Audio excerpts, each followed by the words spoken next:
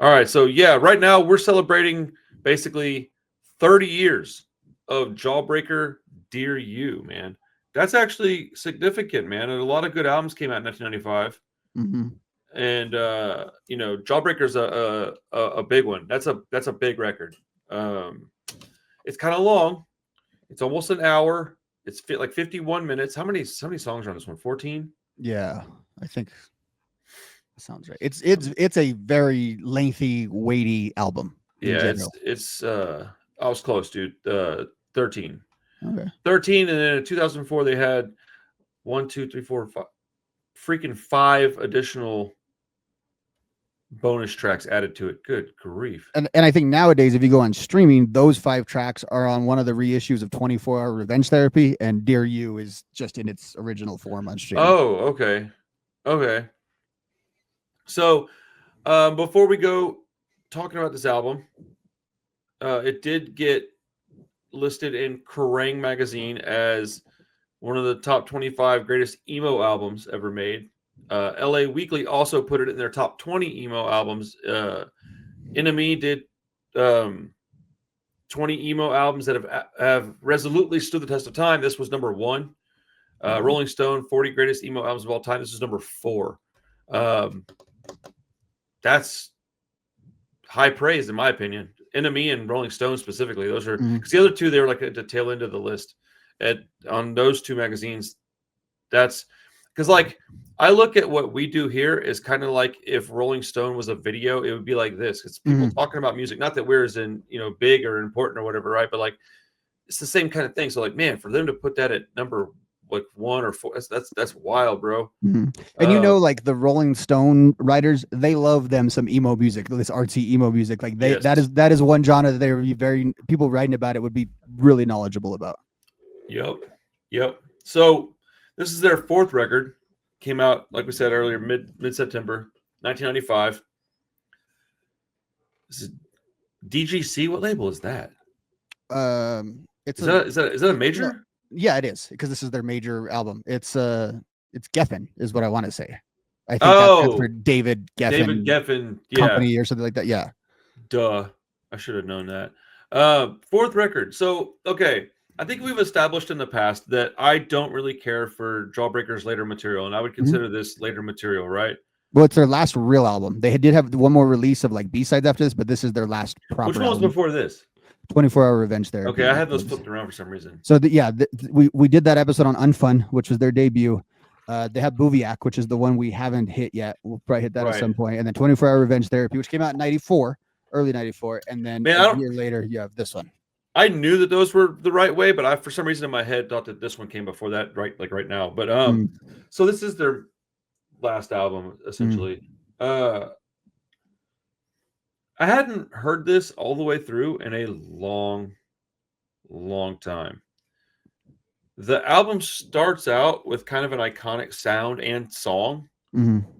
And the thing is that iconic sound and song is not one that I'm interested in typically. So let's see here. I think what happened when I was younger is that I like their first record, and I haven't heard their second one to my knowledge, but I've heard 24 Hour Revenge Therapy. I like some of it I don't care for.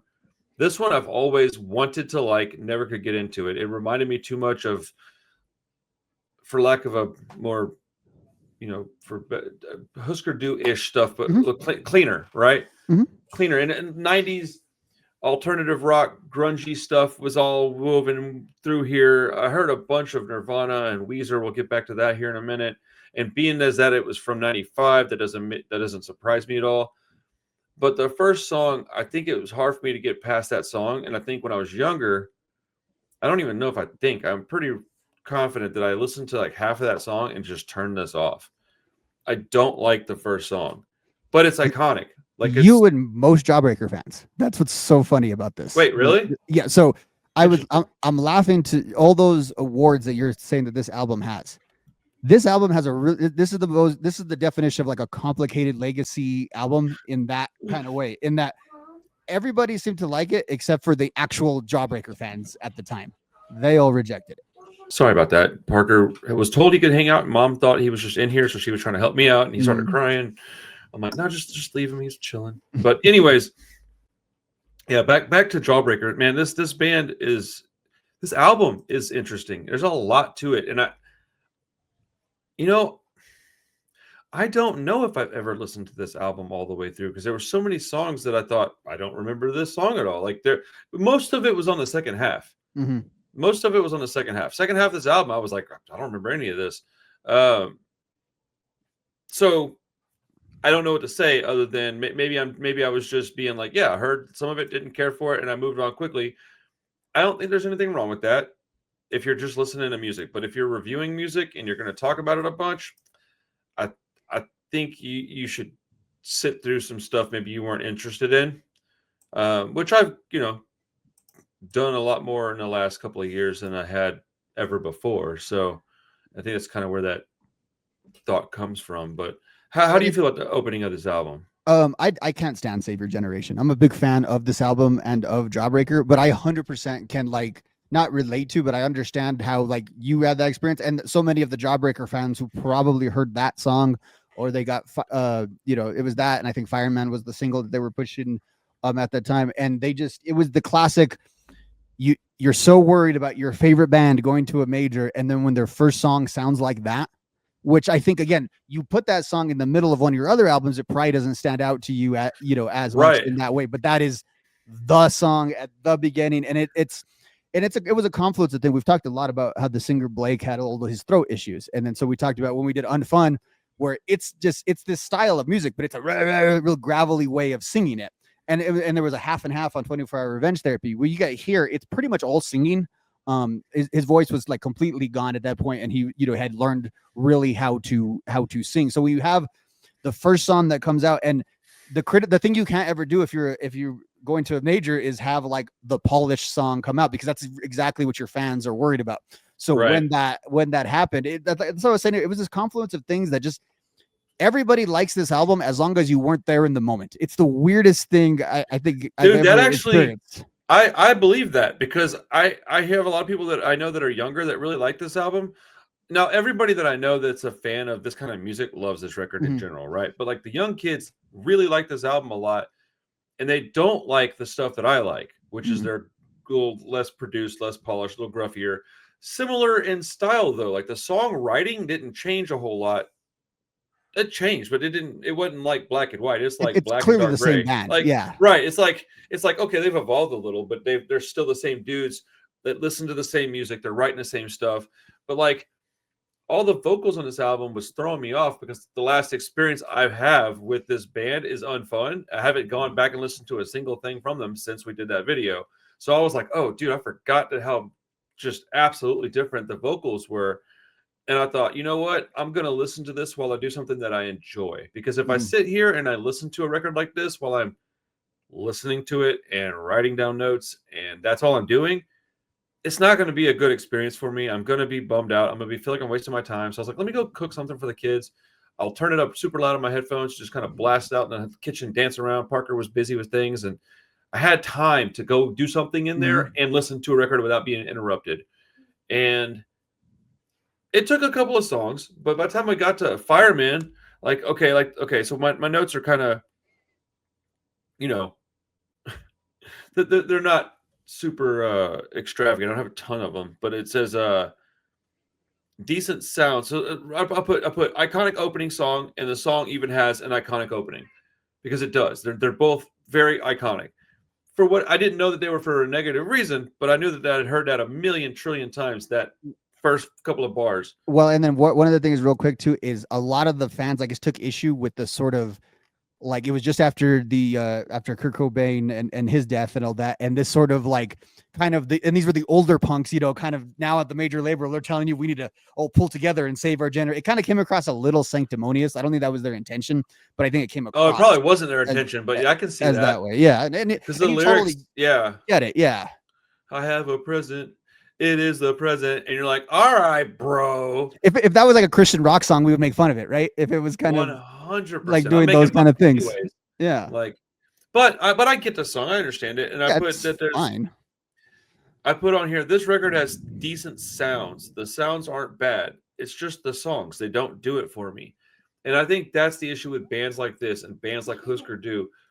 I've never said that the bands weren't good at what they did. It's just that what they did wasn't interesting to me.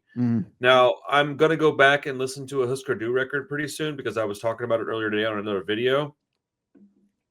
At some point, maybe I'll change my mind, man. Spoiler alert, I liked this album quite a bit after listening to it today. I was a little surprised. I didn't like all of it. It's not going to get like a 9.8 out of 10 out of me, but I did not remember this fondly. So when I listened to it all the way, I was very surprised at the end of the record that I was like, oh, that was pretty good. I enjoyed that. I put down that in Fireman, I heard a lot of Nirvana influence. The last part of the song where it gets a little more poppy, though, that's where I started enjoying the song. So Fireman's like a half and half song for me. It's a little long. 4-minute songs for me. Dude, Accident Prone, 6 minutes, bro. Like, good grief, man. People that are on my channel often, they know that I prefer like 2.5 minutes. That's about the sweet spot for me. I know those are short songs, but to me, 4.5 minutes is a long song. So it's all about perspective. But well, and it's funny because you think about the emo genre and like how it differentiates itself from pop punk and punk and stuff like that. And one of the things is I think it is the longer songs is a big part of that. And it's because and especially if you're emo in the style of like what Jawbreaker does and what a lot of the bands they influence do, like showcasing the instruments and like having a very full sound is a big part of that genre. So you kind of need that time for everything to sort of be expressed. Yeah.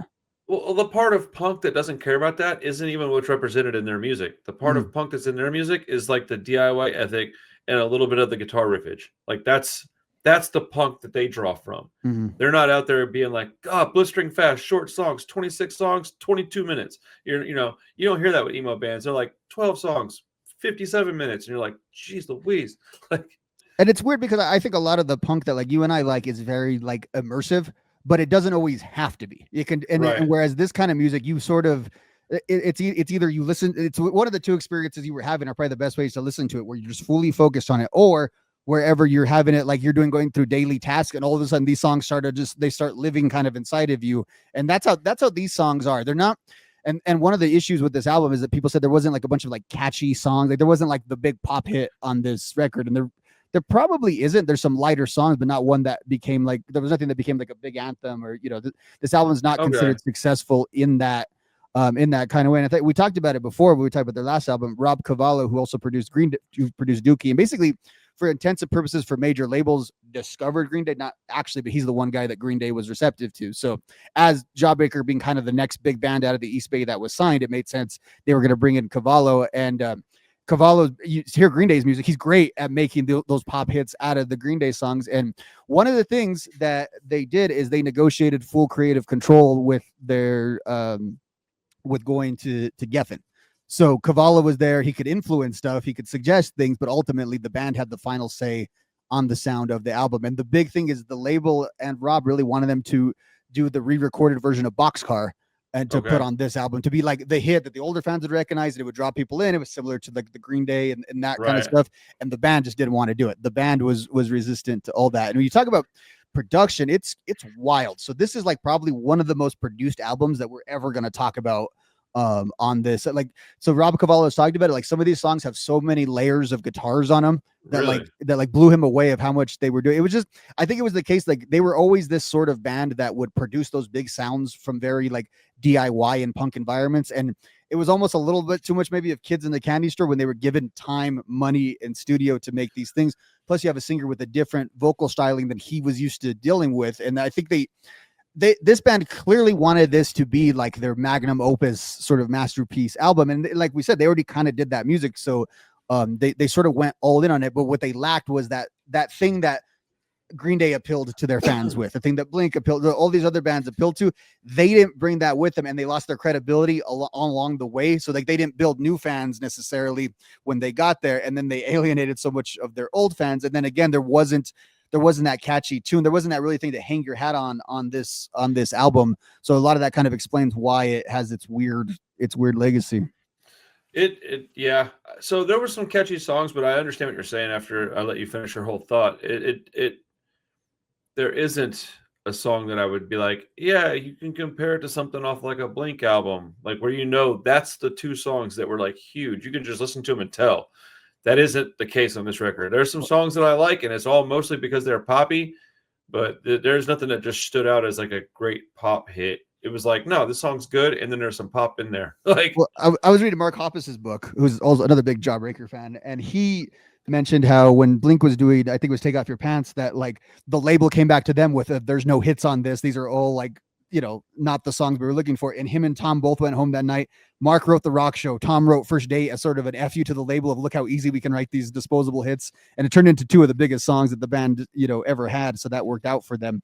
Jawbreaker, that was the funny thing about them. But they kept enough of their punk ethics that by the time when they got to the major label, they were a complete bad fit for it because they were still kind of stuck on, we got to do it our way. No one's going to tell us what to do. We know how to tour. We know how to do all of these things. They're the ultimate band that wasn't fit for the machine. There's a lot of bands over the years that are like that. Unfortunately for like Jawbreaker is they didn't really establish a good enough, I wouldn't say they had a huge underground following, but one of the issues with going back to 24-hour Revenge Therapy is they never got to be like indie famous in the same way that NoFX and Rancid got to be, because like the label that their album came out was a lot smaller. And so they initially, and a big part of their whole thing with major labels is they shunned the major labels pretty explicitly after the second album. That's why there's a lot of songs of 24-hour Revenge Therapy that are about how corrupt the music business is and this and that. And they would start off a lot of their shows, a lot of screeds about, screw these major label bands and this and that. So then when they ended up signing to the major, that was a big thing that their fans were like, wait, what have you been telling us basically for the last 3 years? And for them, they were, because they're peers, and they were, one of the things is like, they weren't selling as much as NoFX and Rancid and these other bands that were staying independent. And because were getting such shout outs from Nirvana and doing all that kind of stuff, they were basically thought of as sellouts anyway. So their calculation was, let's just go for it. And then on top of it, so a lot of people say this is the album that broke up the band. Not true, according to the band. The band will say this is the album that extended the band, that they really wanted to break up even before this. And this was like, they kind of kept them going to do this, which also probably explains why they kind of all gave up on it fairly quickly, that nothing from them and the label ever happened after this album. Man, that's a complicated history, man. I don't know as much about this band. I've learned a little bit over the years talking with you and catching little bits about them on podcasts and books and such. But this band, I probably should read a book on these guys. Do they have a book that's just their book, or is it just Checkers and others? There's a few. There's like I know they're Sellout, aren't they? Yeah, I've got that right. So every time I'm talking about major label signings, that information's pretty much lifted from here, guys. So Dan Ozzie, the guy who also wrote Mark Hoppus's books, I guess I'm just promoting his books all over the place. But they also there's a 24-hour Revenge Therapy like book. You could it's like an ebook you can get on Amazon. And there's like a series of, I don't know what this series, it's like 60 different albums that were deemed like really important in the Jawbreaker album. And it gives a ton of information like about That's kind of cool. It's like, it's weird. I can't figure out what this series came from because there's one for In Utero by Nirvana. There's one for 20. I can't figure out what this series is. I would like to have this whole series because it seems like something that I would definitely be interested in. Right. I can't imagine you not wanting to read that stuff. Man, this album is a frustrating one. I'll get into more stuff that I liked about it because I want to talk about things that I enjoyed. But, so here's a great example. I put down, I don't dislike this band. Like, I wouldn't turn it off. I'm just not sure I'd ever pick it to listen to. There's things that I like about it. I just don't remember it. Like, there's nothing that grabs me about this band. And I think people would probably go, what? I can't believe that, and then they would cite things about this band that they love, right? The only problem with that is that I'm sure that there's bands that I would say the exact same thing about that they don't care about. So it's not as if it's not even a hot take, I don't think, dude. This band is very vanilla to me. Like, there's nothing, especially when I discovered them. When I discovered them, I was young, man. There's so many records that I don't like because when I was young and heard them, I was like, ugh, this is not pissed off enough. I need a certain tempo, a certain BPM. I need a certain amount of screaming. And because I was young, and that's when you form your opinions. That's when you form your tastes. And I have to like work to like these bands. And it's okay. I like doing it. If I didn't, I certainly wouldn't spend as much time doing it as I do. But I think what's weird about them too is they don't sound like anyone from their scene and all of their friends and all of their peers. And so they sound like a lot of bands from Seattle. They sound like there's other bands from the Midwest They sound like a lot. They sound like they're from New York, and sometimes like I kind of put this band everywhere but the East Bay. Like so I didn't even know they were from the East Bay until you told me that. I mean, like and it's really it's really hard to think of them like hanging out with Tim Uhannon and Ben Weasel and all these guys who you are like documented friends of theirs and like scene buddies and all this stuff. And they always would acknowledge that they were a couple years older than most of the scenesters, so that always played a role into them being sort of like the cool older college kids, And then that was the other thing is they like the singer and bassist literally both went to college in New York kind of together. Like they went off to college together, kept the band together, and then kept coming. So it's also why by the time they kind of made it, they were sick of each other because they had been literally living together for all of that time. Like that. So that first album, like that first album, they say that one's take it with a grain of salt because all their other albums were the albums they didn't have to do while also being in college and doing all these other things where they had sort of undivided attention to focus on their music. They're kind of enigmas in that way, and that they're like different guys than the rest of their scene. Their music sounds different, but like I always tell you, to me, they were always like the older brother's favorite band. Like all these guys who were about like 5 to 10 years older than me, they just all loved them. And at that point, there was no Spotify, there was no YouTube. It took me years to hear them, and I am so grateful actually that outside of Boxcar, I experienced them first as an adult, just knowing that they were a band I was kind of supposed to like, and then but having the little bit more of an open mind that you have as an adult without those preconceived notions. And so I was able to sort of sit in it. But I definitely had to go to 24-Hour Revenge Therapy first, because I think that one is like, that's like the album that started like their big albums, and then to get into everything else, because like lately I've been kind of on an emo kick because I've been appreciating a lot of this stuff. But that I think kind of similar to you doesn't naturally appeal to me. It's just because it's in such proximity to the stuff I listen to, I tend to pick up some of it. And then because there is a lot of it that I do like, but it just doesn't naturally. It naturally, like again, if I'm going to sit here and produce a band, like, I'm just pulling out, there's gonna be a lot of different band sounds that I would like. This is not one I would necessarily land on, although I love Jawbreaker. It's just like, I don't know, it's like advanced reading or something. It's just very hard to crack. It's weird because that's exactly how it is. This stuff just kind of falls in proximity to bands I listen to. One of the things that I find interesting. So you say all the people that were like 5 years or so older than you. I think I fall into that category. So like my people that I was around, they liked this band, especially any of the art students. All the girls that were really pretty that wore like that. Anybody who was into the Nirvana and the Pixies also liked Jawbreaker, and like so like the weird cute alternative girl with the glasses and the long straight hair that everybody was like, ugh, and then you were like, no, dude. She's gorgeous. That girl was always into this band. And so I tried to listen to bands like this because of that, right?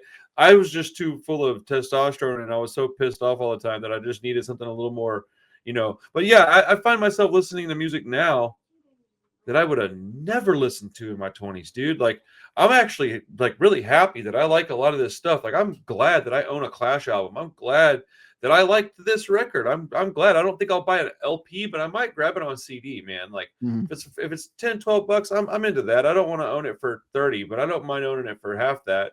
Because there's enough songs on here that I enjoyed that I wouldn't mind just having it on my shelf. Because if streaming ever goes away, which I honestly kind of hope it does at some point, I'd like to be able to go back and revisit some of this and make some mixtapes. I don't have this, but I would. This album screams physical media to me in the way to like enjoy it and to have it. I thought 24 Hours does more.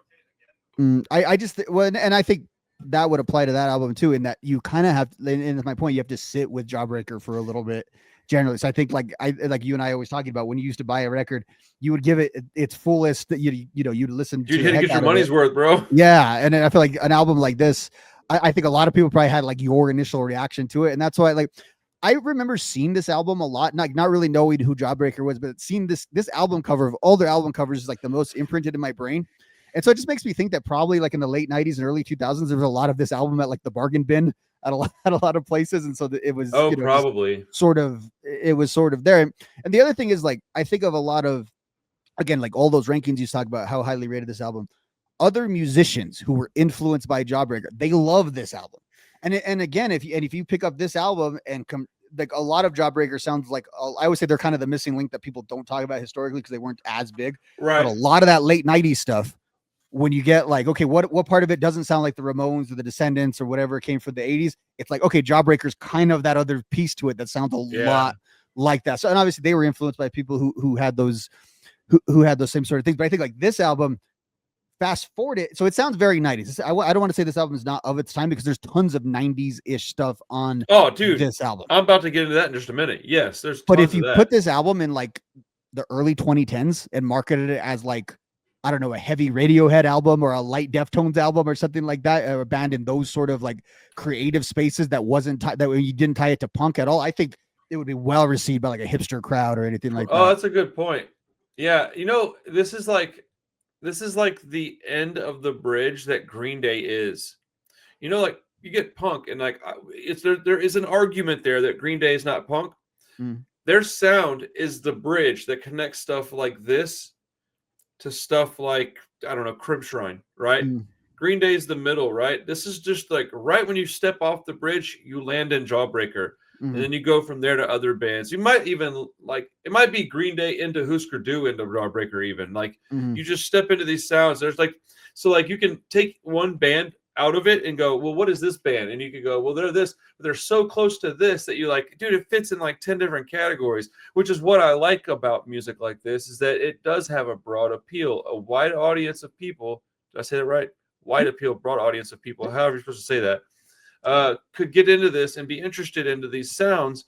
The lack of screaming, while not something that I appreciate as much, maybe people that are possibly interested in punk and don't know it yet might like that, and then they get into like their older albums that leads them into Husker Du, then Green Day might lead them into this, and then all of a sudden they're buying records that you and I like, and it's this is why I try, at least I might be judgmental as far as like, yeah, I don't like something, but I try really hard to not be like, but you can't call it this. I try to not do that. Like, with the exception of like maybe MGK, I really get bent out of shape when people call that stuff punk, and even that is probably real stupid if you're honest, right? But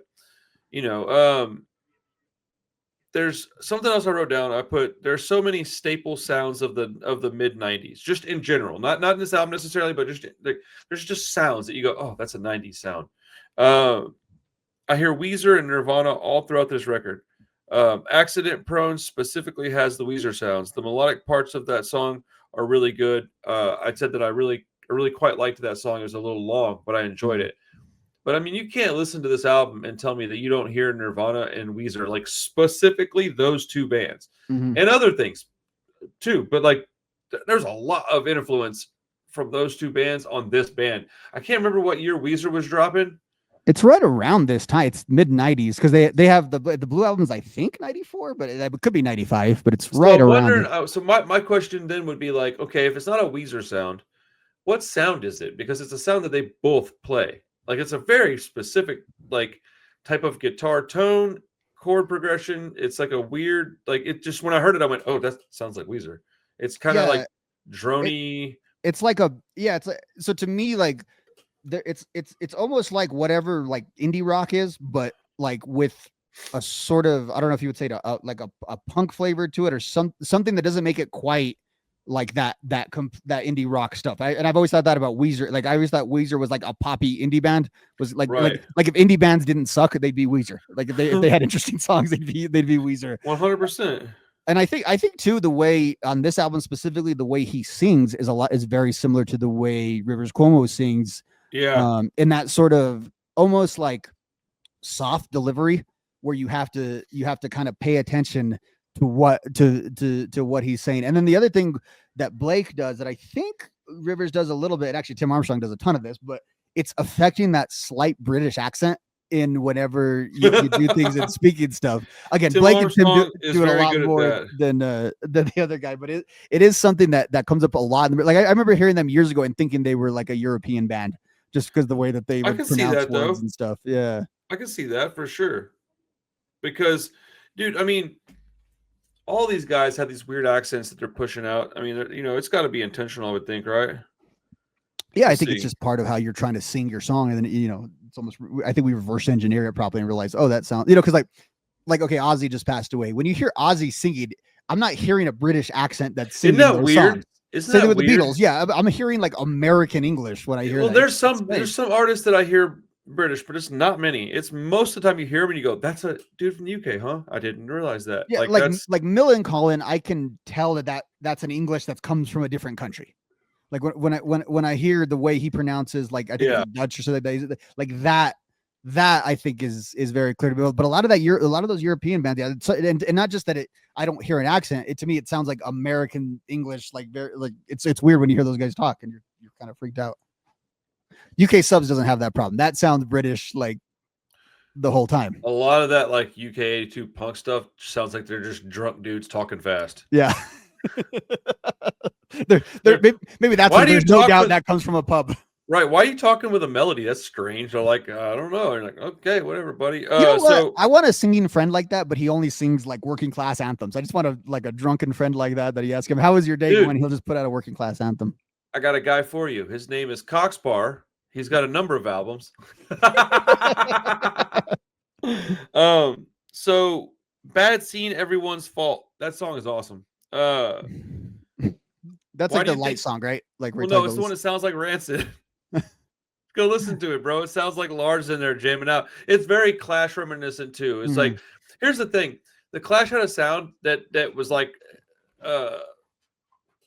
imitated heavily by Rancid, and then Rancid took that sound and kind of made it their own. Whereas it was part of the Clash sound, whereas it became the Rancid sound. So when I reference that, it's not any disrespect to the Clash, but when I heard this, I went, "Oh my goodness!" Even the like the it's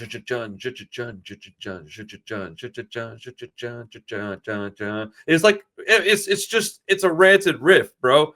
And I mean, I don't know if they like Rancid or not. I have no idea, but like they were friendly with them. And then the story from Ozzy's book actually was that they were recording this in the same studio at the same time that Out Come the Wolves was being recorded. Because that song could definitely be like a outtake. And obviously Rob Cavallo being, the way he appealed to Green Day is he actually knew his punk rock shit. That's nice. And they always talk about like the guy who dyed his hair to meet them and all that. But Rob was not that kind of guy. He didn't look like a punk, but he knew his I got a lot of friends like that. Those are my favorite people.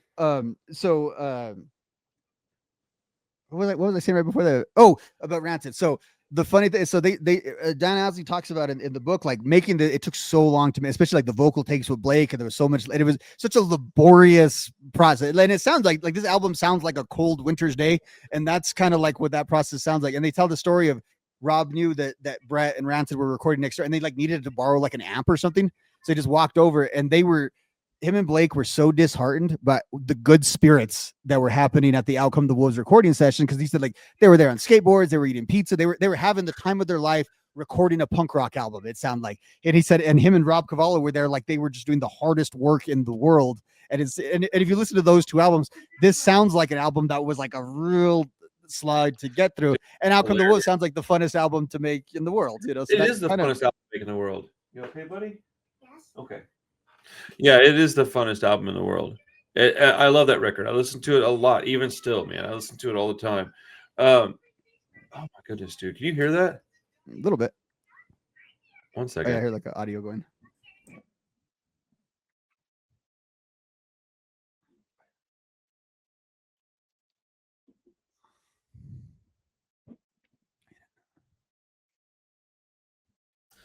Dad duty, man. It's a wonderful thing. It's like the most insane, amazing, wonderful thing in the world. Except on times like this, it's maddening. I'm like, would you just take your thing and go? But I'm not I'm a very easy, golly, stray hairs. I'm a very easygoing dad for the most part. Yeah, dude, I can't imagine trying to record this in the same building as something like Out Come the Wolves. Not that I think either one is better than the other. Like I personally like Out Come the Wolves. Obviously, it's my favorite record. But like, to the general audience, this is probably the more desirable record to like anybody that you just grab out of a mall. If you're like a record label exec, you're probably thinking, "Oh, this is the one." If you had like the two in front of you, yeah, maybe. Like in terms of like a major label, you're going to sell. I'm trying so hard to like take my personal biases out of that thought, but I don't know, man. Out Come the Wolves has just like objectively great hooks. Like you telling me that you could hear Time Bomb and not be like, that's a good one. That's a hit right there, fellas. Or like, especially at that time period when people were kind of discovering ska as like this fun thing to Roots Radicals, man. Back when Tony Hawk's Pro Skater might be coming out soon. They're like, I think I can make this make sense, but. It does sound like this does sound like an album Why do we shoehorn Rancid into everything? Well, this case, even the book did that. So right. Well, I mean, that song genuinely sounds like a large riff and solo in there. One of the reasons, I'll be honest, dude, on my second listen, this was the catalyst to the second listen, was that song. I was like, I need to go back and listen. Maybe I missed something. Because today was the second listen, when I was listening to it in the kitchen. It's interesting that sound was even on there. And I was like thinking to myself, like, I wonder if this band was fans of like the Clash. I guess everybody kind of was back then. I mean, I don't know the Clash specifically, but they were, I mean, by all accounts, super like punk heads as teenage, like they were, the kids that loved everything about punk. Right. So and that was the 80s they grew up in. So there wasn't as much punk to even choose from. So you would assume that's a big thing that's a big point, is that back then, even when this record came out, there wasn't as much to listen to. Like this record, I was thinking about that. You know how you said if it came out in the 2010s and was like pushed, I had a very similar thought, and I'm surprised I didn't remember to bring that up. I thought that if this album came out today, it would be completely forgot about, because there's nothing spectacular about it. It's like, it's a good record. In today's age, you'd need way more than a good record to make a record, make sense. Nothing from this could ever be put into a TikTok video. That's what I'm saying, dude. Like, oh my goodness, it'd be a 6-minute TikTok video. They'd have to like redo their terms of service for how long they right. Videos. And then you have the next song, which is called Sluttering, which I kept having to read over and over to make sure I wasn't reading it wrong. It's got a great hook. It's overall really good song. The B-side of this record, I thought, was quite a bit stronger than the side A, right? I agree. But then right after this song, you get Basilica, and I was like, this is the kind of song I don't care for. The slower, more moody stuff, it just doesn't do it for me. Even when it picks up, the guitar tone sounds that they chose are too noisy for me, and the song is too long. It's a bit of a Husker. It's a bit Husker Du in those parts, and I mean that respectfully. It's just a sound that I don't connect with. And then the last song is like this acoustic track, and I was like, dude, the B-side's really strong in the middle of it. The first half of the B-side, even like the first 3/4 of it, and then you get to the last two songs, and it just takes a nosedive for me, man. I go from being like, first couple of songs, I'm getting into this okay, and then you get to like songs 3, I'm like, okay, that was a pretty good song. 4 and 5, I'm like, dude, these are actually, I'm surprised, I really like this. All throughout the middle of the record, songs that I enjoyed. Songs 10 and 11, probably 2 of my favorite on the record. Boom, nosedive to songs that I do not like on the end of the album, and I hate when an album ends badly. I need an album to end strongly, because I want to be able to go, oh yeah, man, let's just start that one over again. When an album ends on either a low note or just something mid, you're like, whatever, next album. I want to be able to go, nah, that was awesome. Flip it over, play it again. Like that's what you need to hear out of an album, at least in my opinion. See, and I really do like Basilica as a song, but I think it's 2 different songs. Like there's the beginning part with the lyrics, and then you go into like the sort of the epic kind of part of it, and to me that almost sounds like a different song, and it's like 7 minutes long. It's ridiculously long.